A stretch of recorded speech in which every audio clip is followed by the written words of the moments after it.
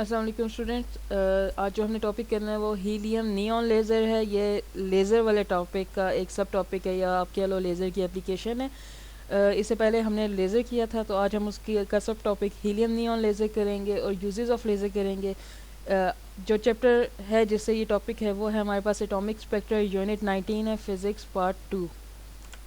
Helium neon laser. Helium neon laser हमारे पास most commonly use laser है। Physics laboratory में सबसे ज़्यादा जो यूज़ होने वाली लेज़र है वो हीलियम नियॉन लेज़र है। ये गैशियस लेज़र है। इसमें जो मीडियम यूज़ किया जाता है वो गैसेस को यूज़ किया जाता है। इसकी डिस्चार्ज ट्यूब में 85% हमारे पास हीलियम गैस होती है और 15% नियॉन गैस। असल जो आपके पास लेजिंग या एक्टिव मीडियम है वो है नियॉन गैस।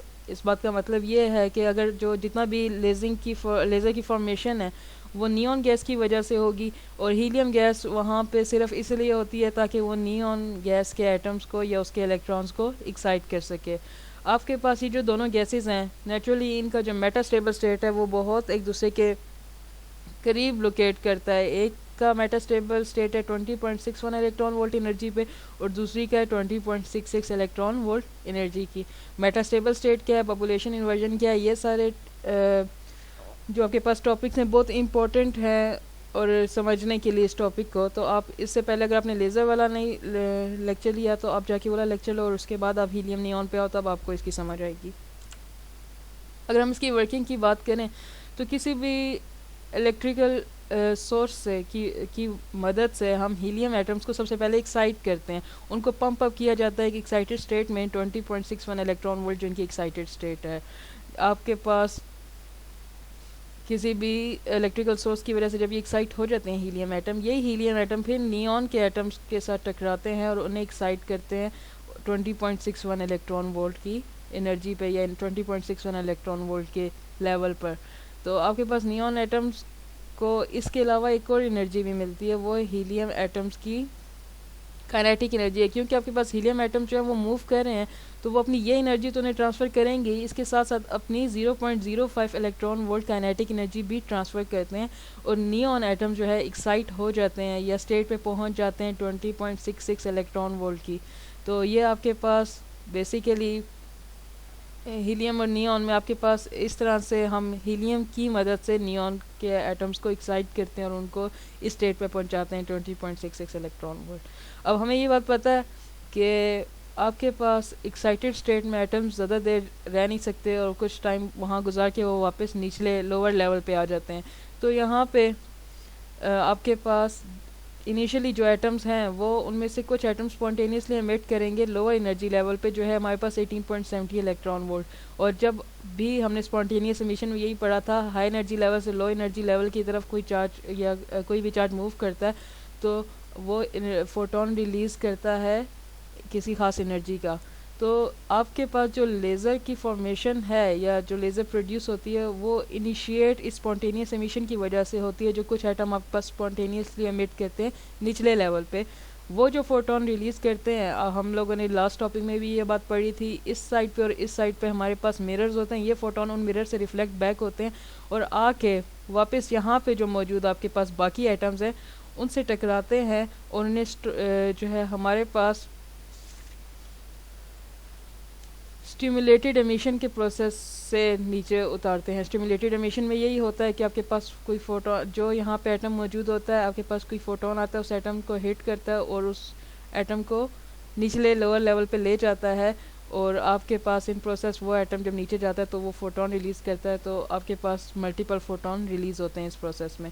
तो इनिशिएशन जो आपके पास होती है इस प्रोसेस की वो स्पॉन्टेनियस एमिशन से होती है, पर जो बाकी जितने भी आपके पास फोटॉन्स आते हैं वो स्टिमुलेटेड एमिशन की वजह से आते हैं, क्योंकि यही फोटोन जब वापस आके बाकी इलेक्ट्रॉन से टकराते हैं तो उन्हें स्टिमुलेटेड एमिशन के प्रोसेस से नीचे उतारते हैं इस एनर्जी लेवल पे 18.70 इलेक्ट्रॉन वोल्ट। तो ये आप इसके लिए बेशक आप ये वाला रीड करो तो आपको इसकी ज़्यादा अच्छी समझ आएगी। Spontaneous emission from neon atoms initiate laser action and stimulated emission causes electron in the neon to drop from 20.66 electron volt to 18.70 electron volt level. तो क्योंकि स्टिमुलेटेड एमिशन से आपके पास इलेक्ट्रॉन नीचे उतरते हैं, तो वो एक ख़ास फोटॉन्स जो आपके पास रिलीज़ होते हैं वो रेड लेज़र लाइट के फोटॉन्स होते हैं और उनकी वेवलेंथ होती है 632.8 नैनोमीटर। या आप ये कहो जो आपके पास इस प्रोसेस में लेज़र लाइट प्रोड्यूस होती है वो रेड कलर की लेज़र लाइट होती है जिसकी वेवलेंथ है 632.8 नैनोमीटर, और उसी लेज़र लाइट की जो कॉरस्पॉन्डिंग एनर्जी है वो है 1.96 इलेक्ट्रॉन वोल्ट एनर्जी आपके पास इस प्रोसेस में जनरेट होती है। तो ये है बेसिकली हमारे पास वर्किंग लेज़र की। अब हम देख लेते हैं लेज़र के यूजेस। लेज़र बीम आपके पास, लेज़र बीम की बहुत ज़्यादा जो यूजेस हैं वो मेडिकल में हैं। पहले आप यूज़ देख लो। Laser beam are use a surgical tool for welding detached retinas. अगर आपके पास रेटिना, हमारे आई के अंदर एक पार्ट होता है, अगर आपके पास रेटिनास डिटैच हो जाएं या उनमें कोई क्रैक्स पड़ जाएं, कुछ हो जाए, तो उन्हें वेल्ड करने के लिए हम लेज़र बीम को यूज़ करते हैं, क्योंकि आपके पास लेज़र बीम बहुत शार्प, बहुत focus laser ray of light होती है इसकी। तो ये एज अ वेल्डिंग टूल या as a surgical tool use होता है डिटैच रेटिनास को ठीक करने के लिए।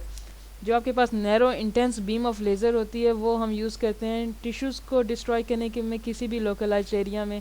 Tiny organelles with the living cell have been destroyed by using laser to study how the absence of that organelle affects the behavior of cell. जो tiny organelles होती हैं, आपको पता है ह्यूमन बॉडी जो है या कोई भी लिविंग थिंग है वो सेल से मिलके बनी है।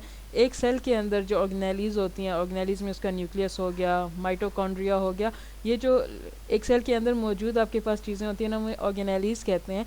तो जो आपके पास इंटेंस लेज़र बीम है उनसे हम टाइनी ऑर्गेनेलीज को डिस्ट्रॉय करते हैं ताकि हम सेल्स के बिहेवियर को स्टडी कर सकें in the absence of that organelle.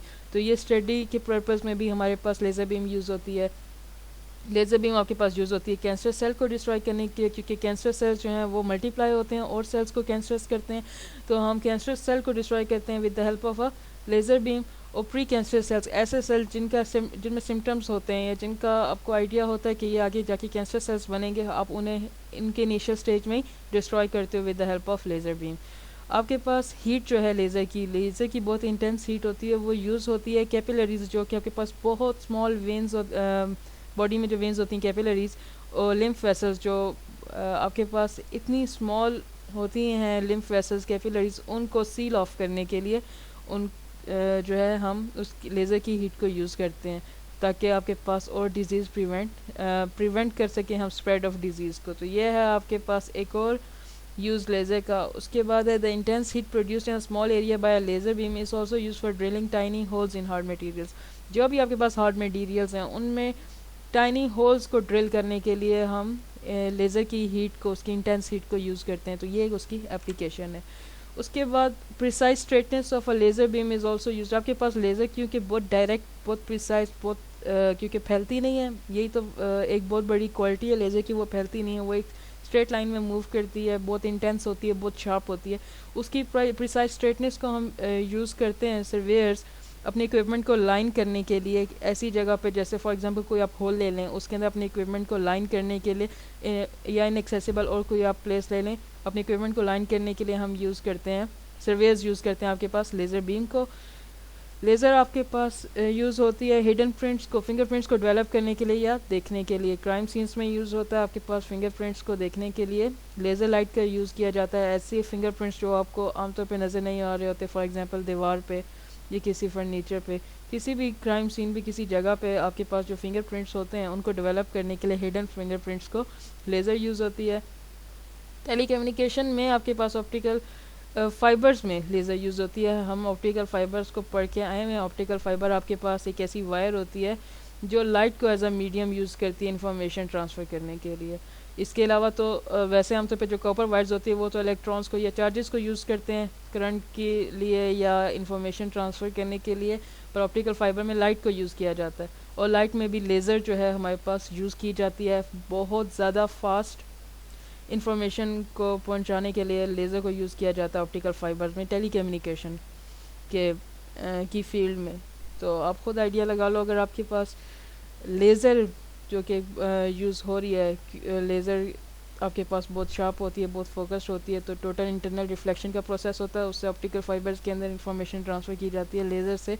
और आपके पास इंटरनेट में या और डिफरेंट टेलीकम्युनिकेशन के लिए जो भी आपने उसकी एप्लीकेशन करनी है उसमें हम ऑप्टिकल फाइबर्स को यूज़ करते हैं और उसमें लेज़र को यूज़ करते हैं। Here laser beam can be used to generate 3-dimensional images of object in process called holography. Holography बच्चे आपके पास एक ऐसा प्रोसेस है जिसमें आप इमेजेस को ड्रॉ कर सकते हो, 3-dimensional इमेजेस को ड्रॉ कर सकते हो with the help of laser light. तो आपके पास होलोग्राफी जो एक और एप्लीकेशन है लेज़र लाइट की। ये है यूजेस ऑफ लेज़र। अगर आपको किसी भी चीज़ में कन्फ्यूजन है तो आप कमेंट सेक्शन में लिखें and I will get to it. उसके अलावा ये टॉपिक करना ज़रूरी है, पेपर पॉइंट ऑफ व्यू से इंपॉर्टेंट है। यूजेस ऑफ लेज़र ख़ुद भी आ सकता है या हीलियम नियॉन लेज़र के साथ आ सकता है। ये टॉपिक, इससे पिछला टॉपिक लेज़र, ये पूरा एक टॉपिक हमारा कवर हो रहा है और चैप्टर 19 भी इसके साथ ख़त्म हो रहा है थ्योरी में। इसके बाद हम इसकी एक्सरसाइज पे जाएंगे। तो अगर आपको कोई भी क्वेश्चन है लेज़र को लेके, यूजेस को लेके या हीलियम नियॉन लेज़र को लेके, तो आप लाजमी कमेंट सेक्शन में लिखें और मैं आपको उसका आंसर करूँगी। Thank you.